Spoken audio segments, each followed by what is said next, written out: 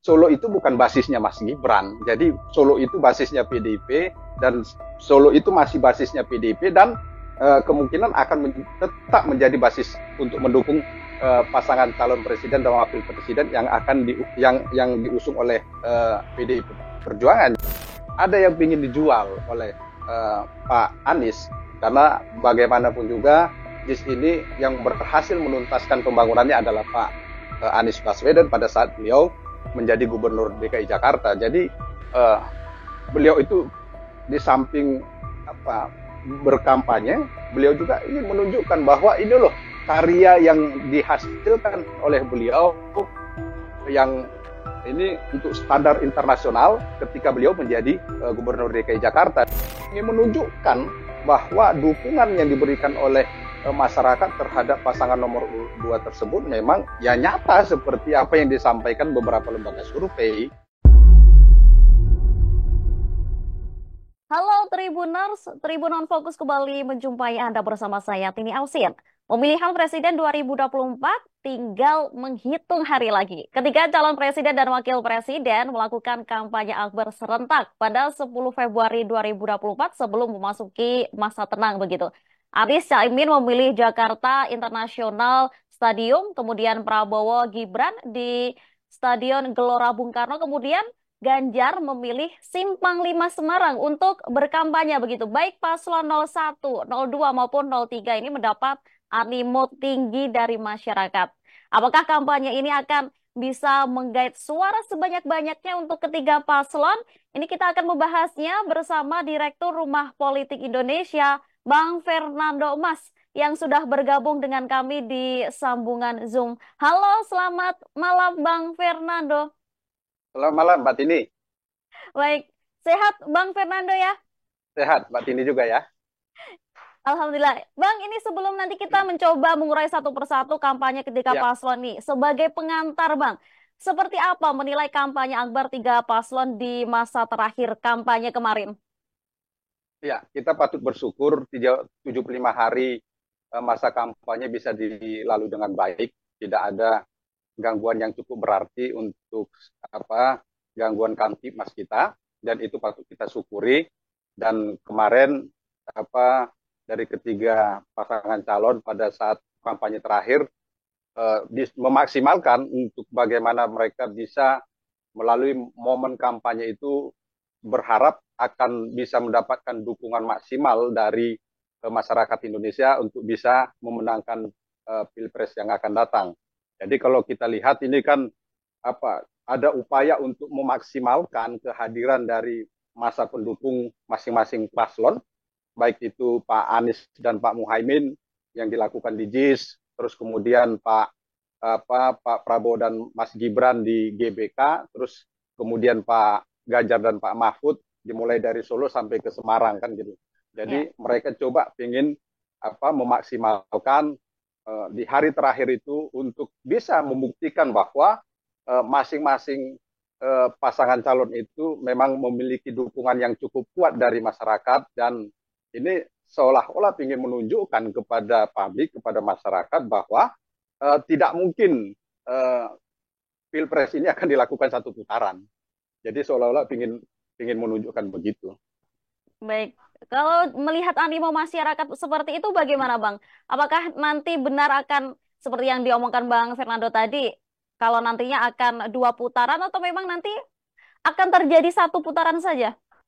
Oh ya, kalau kita lihat memang kan apalagi berdasarkan beberapa estimasi yang dilakukan oleh masing-masing tim, bagaimana misalnya tim dari pasangan nomor urut 1, Pak pendukungan pasangan Pak Muhaimin dan Pak Anies dan Pak Muhaimin yang diperkirakan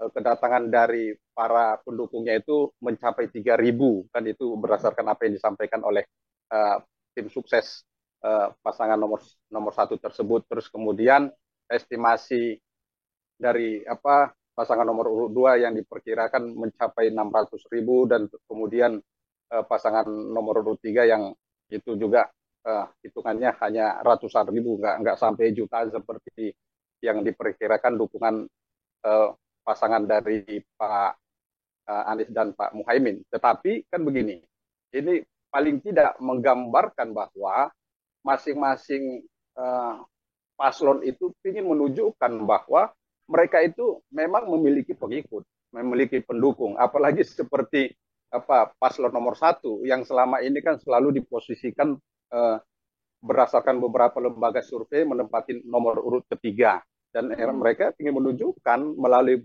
momen kampanye terakhir kemarin yang seperti diklaim dihadiri oleh 3 juta pendukung Pak Anies dan Pak Muhaimin, dan untuk website pendaftaran itu sampai di atas 3 jutaan yang coba mengunjungi website tersebut. Jadi mereka itu ingin menunjukkan bahwa apa yang disampaikan oleh beberapa lembaga survei itu tidak seperti sebagaimana dukungan nyatanya yang mereka terima, apalagi kan beberapa kali pasangan nomor urut 1 tersebut kan ingin menunjukkan di beberapa daerah, terus kemudian pasangan nomor urut 3 juga ingin menunjukkan di beberapa kampanye yang dilakukan mereka, ternyata diikutin oleh banyak pendukung mereka pada saat itu. Baik, sampai terlihat banyak full sekali ya di Iya, kemarin juga ya Bang ya? iya. Ya, ini coba kita urai satu persatu begitu ya Bang. Ini Ganjar kemarin kan fokus di Jawa Tengah, di mana Iya. pagi harinya kampanye di Solo, kemudian siangnya berlanjut ke Semarang begitu. Ini Bang Fernando melihatnya seperti apa? Apakah ini bagian dari upaya Ganjar untuk menjaga kandang banteng begitu?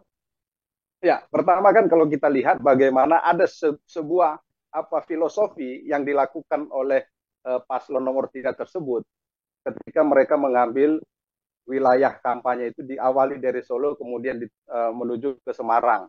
Bagaimana kalau kita ketahui bersama bahwa Pak Jokowi presiden saat ini adalah berasal dari Solo, yang kemudian akhirnya dititikkan pusat kampanye Pak Ganjar dan Pak Mahfud itu di Semarang. Jadi ini seolah-olah ingin menunjukkan bahwa presiden yang akan datang akan beralih dari orang yang berasal dari Solo dan selanjutnya akan berasal dari Semarang. Pertama itu. Jadi ingin menunjukkan bahwa ada sebuah latar belakang mengambil dua wilayah tersebut untuk menjadi titik kampanye Pak Ganjar dan Pak Mahfud. Kemudian memang seperti Mbak Tini katakan bahwa ada upaya untuk mempertahankan Jawa Tengah sebagai kandang banteng, karena bagaimana kita ketahui bersama Jawa Tengah merupakan salah satu kandang banteng, dan Pak Ganjar selama 2 periode terakhir, 2 periode kepemimpinannya, beliau itu menjadi gubernur Jawa Tengah, yang diharapkan apa yang sudah dicapai beliau pada saat menjadi gubernur Jawa Tengah akan bisa memberikan dampak positif terhadap Pilpres yang akan datang, bagaimana Jawa Tengah memberikan sumbangsi untuk memberikan suara ke pasangan nomor 3 tersebut. Baik, ini kan kemarin juga sempat sebelum di Semarang kan di Solo begitu Bang, dan Ya, animo masyarakat Solo pun juga luar biasa sampai jalanan ditutup dan lain sebagainya. Ini apakah juga menandakan ini kan ada Mas Gibran lokasi Solo di sana. ya, Apakah ini juga untuk membuktikan bahwa Solo ini bukan milik Mas Gibran begitu? ya. Ya, beberapa waktu lalu kan memang kita dengar bagaimana ada ungkapan-ungkapan bahwa eh, Solo itu bukan basisnya Mas Gibran kan gitu. Jadi jadi dengan kampanye kemarin PDIP ingin menunjukkan bahwa ya Solo itu bukan basisnya Mas Gibran. Jadi Solo itu basisnya PDIP, dan Solo itu masih basisnya PDIP, dan kemungkinan akan tetap menjadi basis untuk mendukung pasangan calon presiden dan wakil presiden yang akan yang diusung oleh PDI Perjuangan. Jadi itu ingin mempertegas bahwa apa yang diklaim bahwa apa yang coba ingin diganggu terhadap Jawa Tengah, terhadap secara khusus misalnya Solo itu tidak berhasil, bagaimana mereka berupaya untuk mengganggu suara PDIP di sana, ya diharapkan itu tidak akan terganggu, apalagi mereka ingin menunjukkan soliditas dari kader-kader banteng yang ada di Solo dan juga Semarang dan Jawa Tengah secara umumnya. Baik. Ini kan dari Solo, Pak Jokowi berasal dari Solo. Kemudian jika nantinya Ganjar menang, ini kan basicnya akan berpindah ke Semarang. Nanti seberapa besar pengaruhnya untuk PDIP sendiri? Ya, jadi ini kan pembuktiannya nanti di 14 Februari. Kalau sekarang kan kita masih hanya berasumsi, hanya memperkirakan berdasarkan apa yang apa selama ini Jawa Tengah merupakan basisnya PDIP secara khusus misalnya Solo. Jadi di sini ya masing-masing kader-kader Banteng dan juga para pengurus yang ada di Solo, di Jawa Tengah secara umumnya bisa membuktikan bahwa memang Solo, Jawa Tengah, Semarang itu memang masih tetap menjadi basis pendukung PDIP Perjuangan dan juga bisa membantu memenangkan Pak Ganjar pada Pilpres yang akan datang. Jadi eh, ini masih ada kesempatan walaupun masa-masa tenang, tetapi kan tetap melakukan konsolidasi tanpa melakukan kampanye, tanpa melakukan kegiatan-kegiatan kampanye mengajak mengajak untuk memilih paslon tertentu. Ini kan konsolidasi-konsolidasi masih bisa dilakukan. Yang penting tidak melakukan upaya-upaya kampanye, tetapi inilah menjadi tolak ukur bagaimana kekuatan PDIP menghadapi adanya upaya menggerus perolehan suara dari internal dengan salah satu tokoh internal PDIP yang dianggap berbeda pilihan terhadap PDIP pada saat ini. Baik, ini kalau Bang Fernando melihat sendiri, sebegitu besarnya masyarakat dukungan untuk Ganjar Mahfud begitu. Apakah kemarin Pak Prabowo dan Gibran kan juga sempat berkampanye di Jawa Tengah, apakah itu tidak akan berpengaruh ke suara PDIP nantinya, Bang? Ya, karena begini, tidak mungkin juga PDIP akan bisa mendapat dukungan 100% dari Jawa Tengah walaupun itu basisnya. Karena kalau berdasarkan beberapa target yang disampaikan, target PDIP kan ada sekitar 60% ya untuk wilayah Jawa Tengah. Jadi kan masih ada kemungkinan sekitar 40% itu diperbutkan oleh Pak Prabowo dan Pak Anies Baswedan. Jadi walaupun nanti kita akan membuktikan bagaimana apakah target itu sesuai dengan apa yang didapatkan atau tidak. Tetapi paling tidak eh, apa yang dilakukan oleh Pak Prabowo dan Mas Gibran melakukan kampanye di Jawa Tengah itu merupakan upaya kan untuk menarik dukungan agar yang selama ini menjadi basisnya PDIP bisa bergeser karena bagaimanapun juga seluruh capres baik itu nomor 1, nomor 2, nomor 3 masing-masing kan memiliki keinginan untuk bisa memenangkan Pilpres di 2024 ini terutama bisa memenangkan basis-basis yang memiliki suara banyak, suara pemilih terbanyak misalnya seperti Jawa Tengah, Jawa Timur, dan Jawa Barat.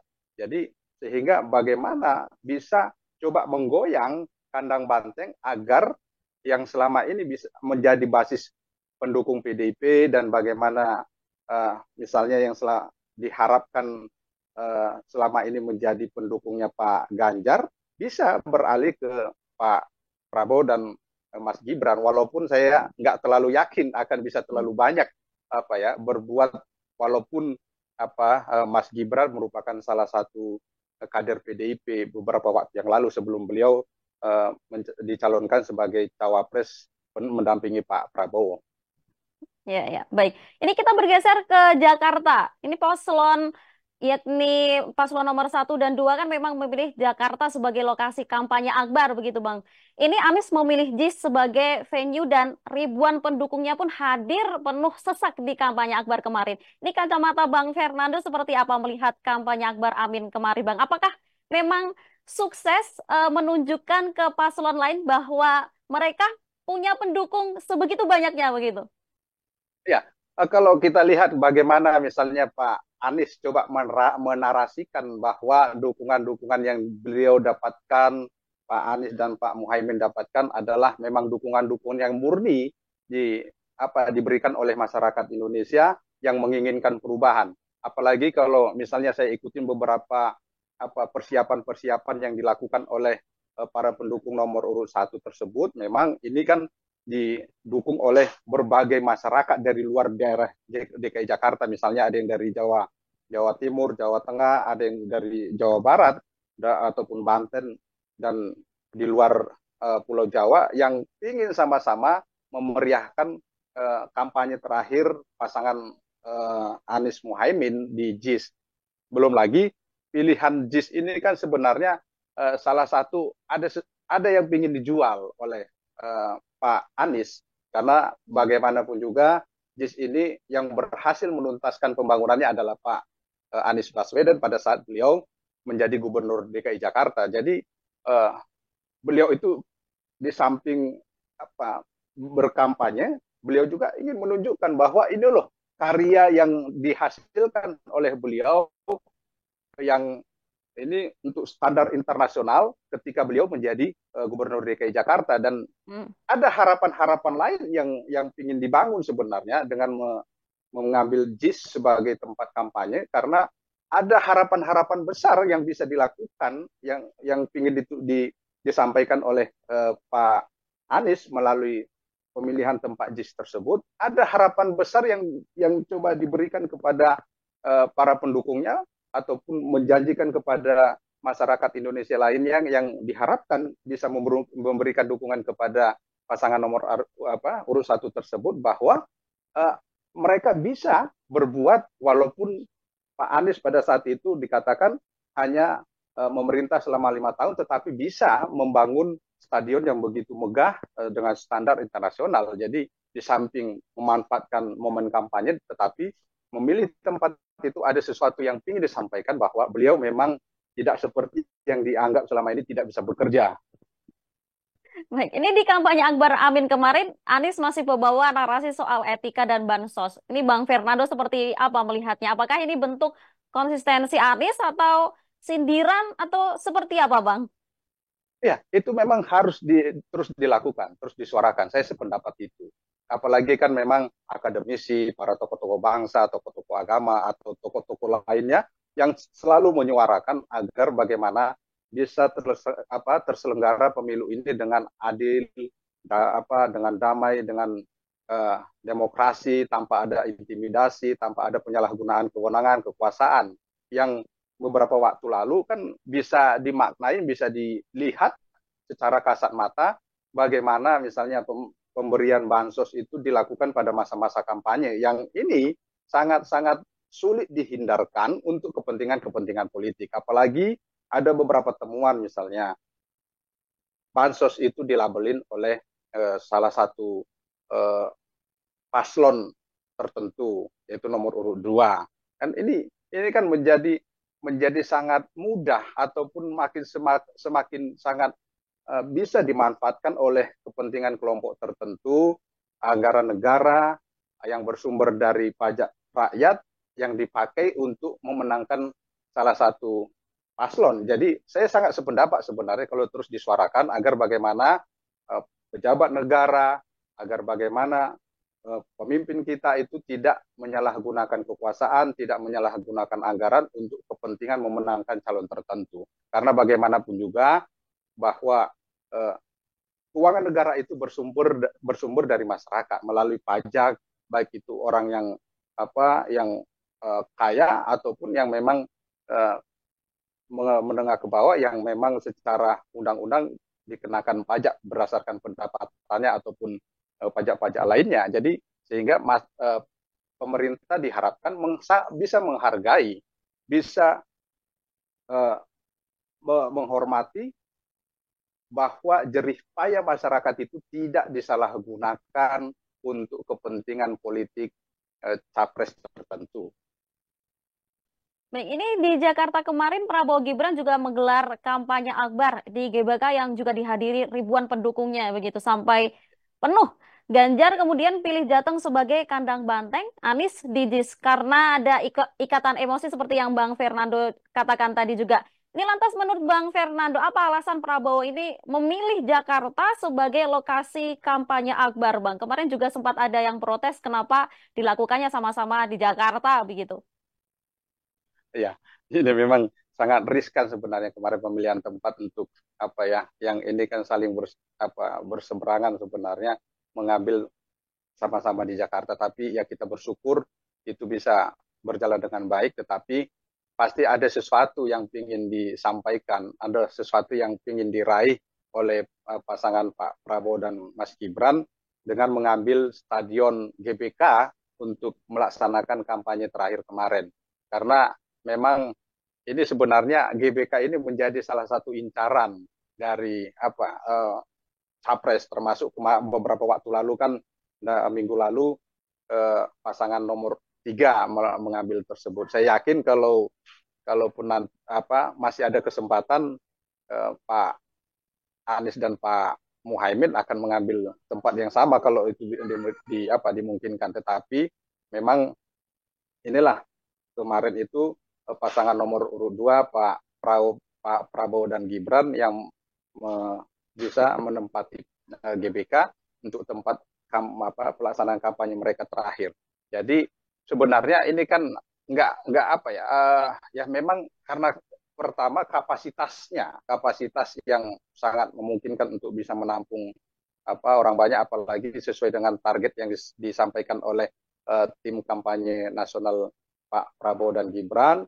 Mereka kan waktu itu menargetkan sekitar 600.000 pendukung dari pasangan nomor urut 2 tersebut. Jadi ya memang tepat kalau diambil GBK yang menjadi lokasi tempat pelaksanaan kampanye. Jadi sebenarnya tidak ada sesuatu yang pertimbangan-pertimbangan khusus saya melihat kalau Pak Prabowo dan Mas Gibran menentukan pilihan di GBK.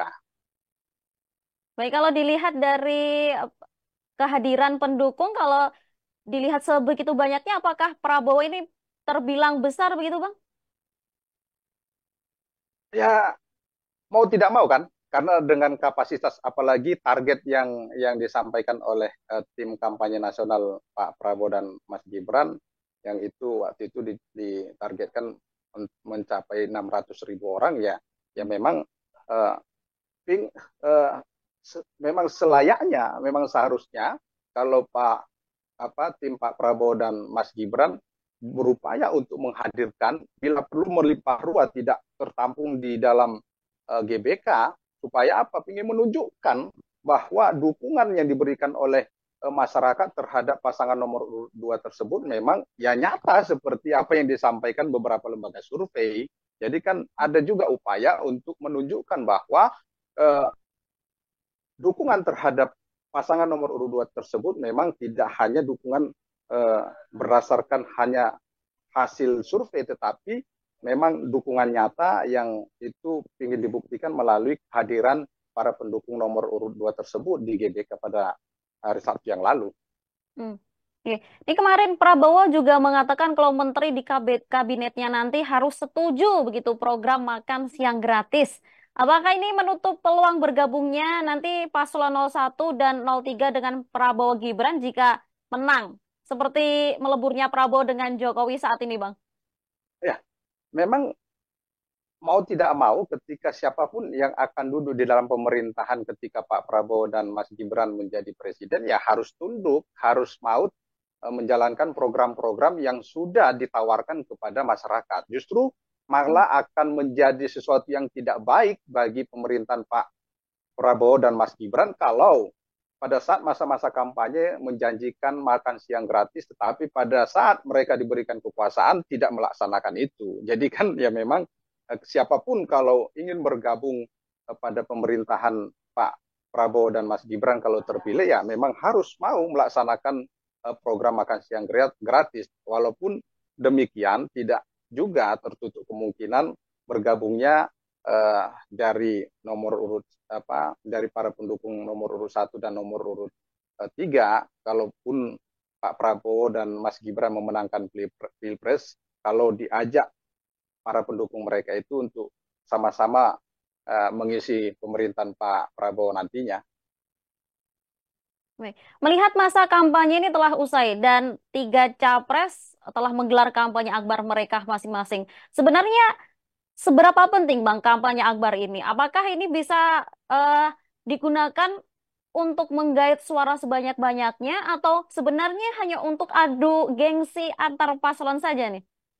Iya, sebenarnya nggak terlalu berpengaruh yang begitu signifikan. Hanya hanya untuk show of force kan gitu, untuk menunjukkan bahwa memang dukungan yang didapatkan oleh masing-masing paslon itu ya memang banyak, memang ya sesuai dengan apa mereka itu ingin menunjukkan bahwa ya dukungan terhadap masing-masing calon itu tidak seperti apa yang kalau untuk apa misalnya ke Pak Anies dan Pak Muhaimin tidak seperti yang apa dituduhkan selama ini berdasarkan beberapa lembaga survei. Terus kemudian kalau apa nomor urut 3 juga begitu bahwa dengan cara apa menghadirkan massa sebanyak-banyaknya termasuk ketika nomor urut 2 melakukan kampanye dengan mengundang banyak pendukungnya di GBK yang lalu ya sama ingin menunjukkan bahwa mereka memiliki pendukung yang apa yang banyak yang memang apa layak menerima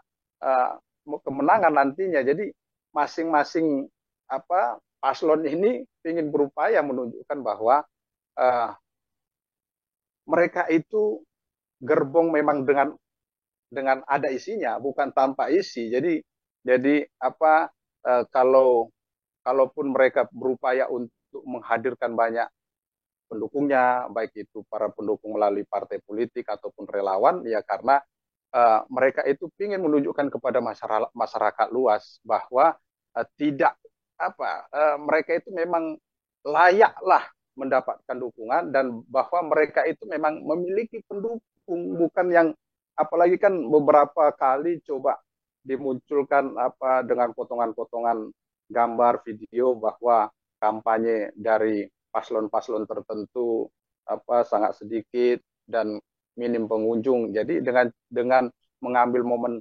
kampanye terakhir ini mereka ingin menunjukkan bahwa tidak seperti yang digambarkan, tidak seperti apa yang disampaikan oleh beberapa pihak oleh lawan-lawan politiknya bahwa dukungan terhadap mereka tidak seperti apa yang dituduhkan seperti itu bahwa memang dukungan itu memang banyak dan memang mereka patut untuk bisa mendapatkan dukungan tersebut.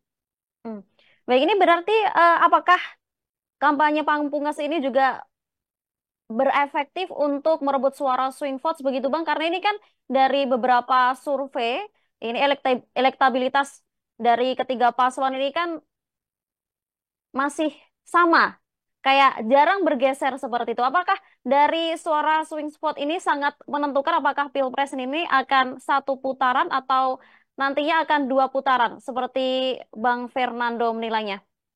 Ya, jadi ini kan dengan kampanye kemarin kan ya kembali lagi, misalnya seperti apa pendukungnya Pak Anies ingin menunjukkan bahwa ya pendukung kami itu banyak, tidak seperti apa yang disampaikan beberapa lembaga survei kan gitu. Apalagi seperti klaim mereka bahwa jumlah pengunjung mereka itu sampai 3 jutaan apa yang menghadiri kampanye di JIS. Terus kemudian bagaimana misalnya para pendukung Pak Ganjar di Solo dan Semarang yang mereka ingin juga sama menunjukkan bahwa mereka itu banyak pendukungnya, banyak pengikutnya, tidak seperti apa yang dicoba disampaikan melalui beberapa lembaga survei dan mereka ingin menunjukkan bahwa ya Pilpres ini nggak akan bisa terlaksana hanya dalam satu putaran. Jadi itu pesan-pesan yang coba disampaikan melalui kampanye kemarin. Terus kemudian bahwa masih cukup lumayan karena kan jumlahnya itu hanya sekitar 10, nggak sampai 10 sekitar 5 nggak sampai 10% jumlah swing voter yang berdasarkan beberapa lembaga survei. Tetapi ini kan sangat menentukan juga untuk untuk apakah Pilpres ini bisa dilakukan satu putaran atau dua putaran. Terus kemudian kira-kira swing voter ini akan menentukan pilihannya kemana, apakah ke pasangan nomor urut 1, nomor urut 2, atau ke nomor urut 3. Sehingga kalau misalnya ini akan terbagi, maka akan semakin memperkecil peluang untuk bisa memenangkan Pilpres ini dalam satu putaran. Terima kasih Bang Fernando sudah bergabung dengan kami dan mengobrol dengan saya hari ini. Ini kita nantikan tanggal 14 Februari nanti siapa yang akhirnya dipilih oleh masyarakat Indonesia. Apakah nantinya paslon 1, paslon 2, atau ke paslon 3 yang nantinya akan menjadi presiden baru untuk Indonesia. Begitu, Bang. Makasih Mbak Tini. Baik, terima kasih Bang Fernando. Demikian Tribun On Fokus hari ini bersama saya Tini Afsin. Sampai jumpa di Tribun On Fokus selanjutnya. Sampai jumpa. Download Tribun X sekarang. Menghadirkan lokal menjadi Indonesia.